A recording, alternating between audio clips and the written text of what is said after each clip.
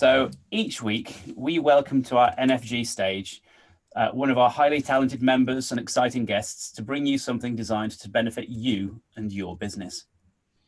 By the age of 20, our next guest had started his first business, and through most of his working life in management positions, had continued his career.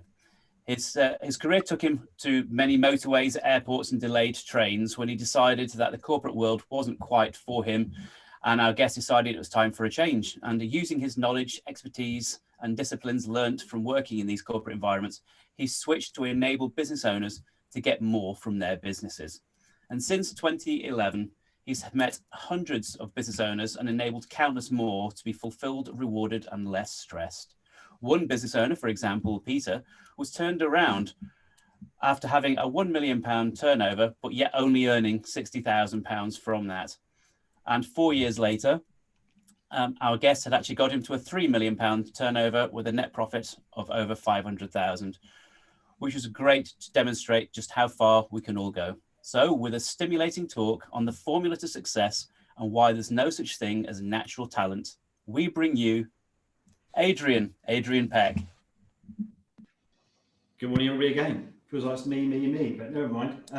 Right, I'm going to quickly share my screen with you, and I'm going to take you through a presentation which is really dispelling the whole fact that there's this myth that there is natural born talent. And I'm going to share with you my thoughts. It's quite a passion of mine, a pursuit that I've had over a number of years of actually understanding what makes people successful and what's underneath. And actually what I've done from it is created a formula which I'm hopefully is going to help you all. So at the end of it, what you'll all be able to achieve is, or realise that actually you can achieve anything that you want. And I'm going to show you how to do that. So if you look at success today, and I'm going to put kind of 4 people up here. We've got Peter Jones, got Lewis Hamilton, Jessica Ennis Hill, and of course David Beckham. Some of them are recent. Screen, Adrian, by the way. Sorry? Can't see your screen. Ah.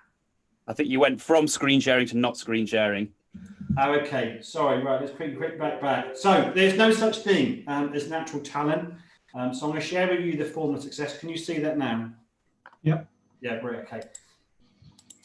So at the end of the message is that you can achieve anything you want, and there is a formula to it. So if we put some people up, we've got Peter Jones,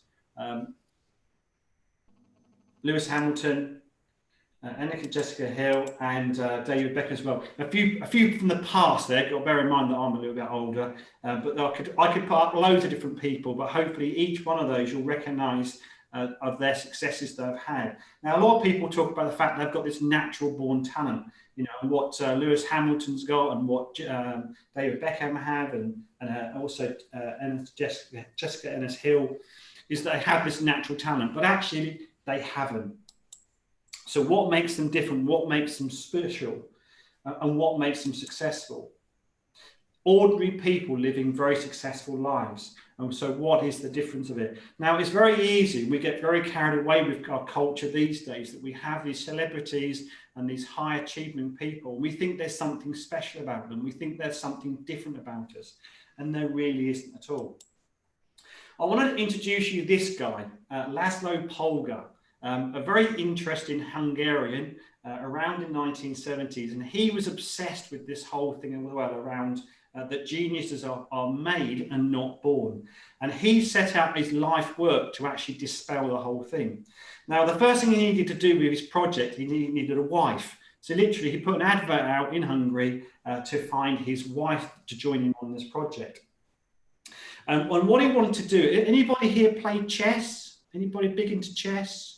We've got a few hands going up. Now, I didn't realise, and I didn't know about this, but chess, actually, there's a scoring system that sits underneath chess that basically you can rank yourself against any player in the whole world. It's a bit like golf handicaps, but a lot more sophisticated and a lot more complex. So he wanted to use chess. And with his new wife, they had Susan. And from a very, very young age, literally as a baby, Susan would have chess pieces that she'd play with, she'd suck on, she'd tease with, and kind of gradually kind of build up this knowledge of this kind of around the chess pieces. What he then done is obviously he taught her to play chess. And at 4 years old, she started playing chess. Within 6 months, she was beating adults. By the age of 5, she was beating, and she won an under 11s tournament. And she was then beating her father as well.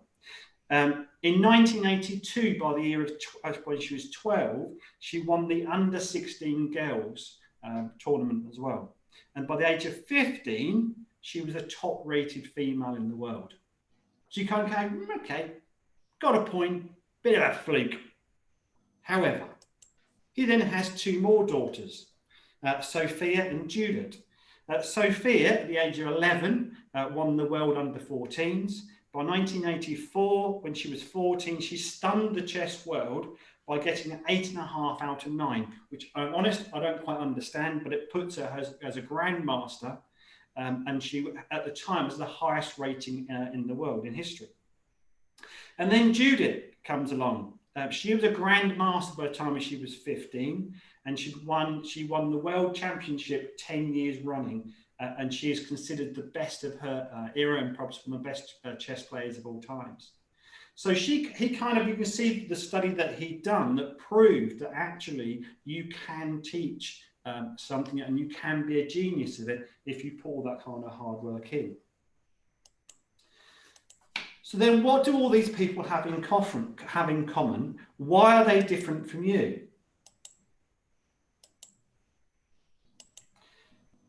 There's been lots and lots of studies in terms of brain sizes, intellect, superhuman abilities, with quite scientists going into all this stuff, and there is no difference. There's no difference between Einstein's brain and your brain. So what is different? You're already, without knowing it, you're 1 in a billion, in 100 billion. About 100 billion people have been born and have walked the earth. So it puts you in quite a unique place already. But there's something else that sits underneath it. There is a formula to all this. And again, so I've had quite a passion about this. I've studied it quite a lot. And I kind of look at what is unique around it all. So the first thing you have to be successful is you have to have passion, and real, deep, ingrained passion and love of what you do. The second one is you have to have an opportunity.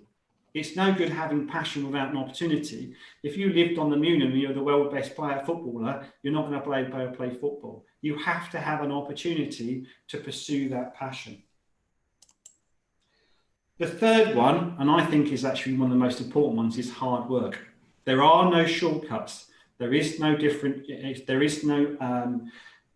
excuse for it. You have to put the hard work in. You have to put the hours in.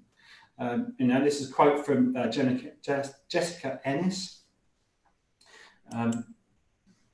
From Lewis Hamilton, success belongs only to those who are willing to work harder than anyone else. Michelle Obama, there's no magic achievement. It's all about hard work, choices, and persistence. Richard Branson, there's no such thing as an accidental entrepreneur. It's deliberate, it's conscious, and it's hard work. And it is hard work. If you listen to Sir Alex Ferguson talk about David Beckham, David Beckham was on the pitch, next to the training ground all afternoon practicing free kicks. It's no fault, or what's the right word? It's very deliberate why he was so good at free kicks, because he practiced and practiced and practiced. So the formula to success is quite simple. You have to have passion, you have to have opportunity, and you have to have the hard work. You have to put the hours in. So what are the steps to achieve it? First of all, you have to know what you want and be driven by your why. Now, we've covered this a lot over the last few weeks, and having that true purpose and that true why. It has to be there, and it has to be that first step to implementing that formula. The second one is actually best to decide what you're going to do to get it. Again, successful people, successful sports people, high achieving, you have to also give up things. There has to be a sacrifice in you doing what you're going to achieve. So what is it that you're going to sacrifice in order to do what you want to do as well? And what's your plan of how you're going to achieve it? And the third one, and again, I think this is really, really important. You have to hold yourself accountable for the decisions you make and not necessarily the result. You can't always control the result. You can't always control the outcomes. If Lewis Hamilton is winning the Grand Prix and on the last lap he gets a puncture, he can't control that. But he can hold himself accountable for all the laps and all the hard work he's put into that single Grand Prix. It's not necessarily a result. So there we have it. We have the formula of success, passion, opportunity, and hard work. And we have the 3 steps that you need to take in order to make it happen as well. Now, again, we've covered this a lot over the last few weeks about purpose. And I don't know how many people here, anybody here has heard of Emma Yang? A few waves. No? Okay. So Emma Yang, at the time she was 14 years old, she's pictured here with her grandmother. Her grandmother has Alzheimer's. And this really, really upset Emma to the point that she wanted to find a solution. So being quite a bright young person, she developed an app. The app is called Timeless, and it's built around face recognition on iPhones and obviously other devices now. But she's actually built an app in order to help her grandmother to live and live a more fulfilled life by actually can hold the phone up to somebody's face, and grandmother can then see who this person is, and it has memories on it and photographs and stuff like that to really trigger these memories. Now, to give you some idea of how powerful it was, even at 14, 15 years old, she managed to get $100 million worth of funding in the US when people found out about her story and about what she's achieving. Now, she's a TEDx speaker. If you Google her, she's unbelievable. Even at the age, I think she's about 17 now. She is awesome. But she never done it for money. Her purpose was really, really simple. She wanted to help her grandmother. She wanted to help her grandmother have a better life and a better people around also that are suffering from Alzheimer's as well. So it kind of pulls together all the stuff we've been talking about the last few weeks about true purpose. And it really is. True purpose, as Simon Sinek says, has to be human. It always is human. And therefore, if you follow that, you have that true purpose, you follow that formula, you can make the impossible possible, and you can achieve anything. Thank you.